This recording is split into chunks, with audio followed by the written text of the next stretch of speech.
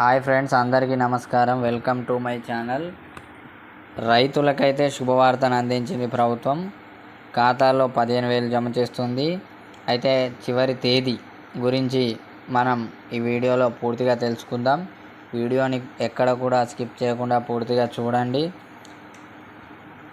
తెలంగాణలో కాంగ్రెస్ ప్రభుత్వం అధికారంలోకి రావడానికి ప్రధాన కారణం 6 హామీలే. ఎన్నికల ముందు ఇచ్చిన హామీలకు అనుగుణంగా ప్రభుత్వం ఏర్పడిన తొలి రోజు నుంచే 6 హామీల అమలుకు శ్రీకారం చుట్టారు. తెలంగాణలో కాంగ్రెస్ ప్రభుత్వం రావడానికి 6 హామీలే ప్రధాన కారణం. ఎన్నికల ముందు ఇచ్చిన హామీలకు అనుగుణంగా ప్రభుత్వం ఏర్పాటైన తొలి రోజు నుంచే 6 హామీల అమలుకు శ్రీకారం చుట్టారు.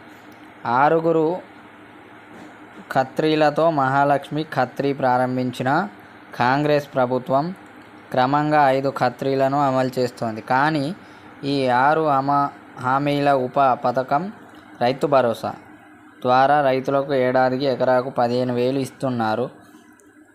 రైతులకు ఇచ్చే మూలధన సాయాన్ని ₹1,00,000 పెంచుతామని రేవంత్ రెడ్డి ప్రభుత్వం ఎన్నికల ముందు హామీ ఇచ్చింది. ఎకరాకు 15,000 ఇవ్వగా ఇప్పుడు అమలు చేసేందుకు చర్యలు చేపట్టారు.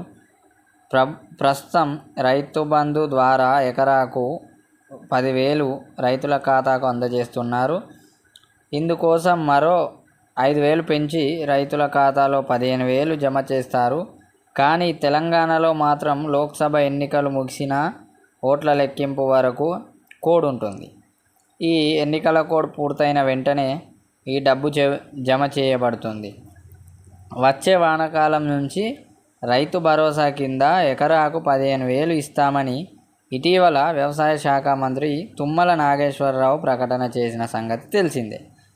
అయితే ఈసారి పెట్టుబడి సాయం అందరికీ కాకుండా పంటలు వేసిన రైతులకు మాత్రమే అందజేయనున్నారు.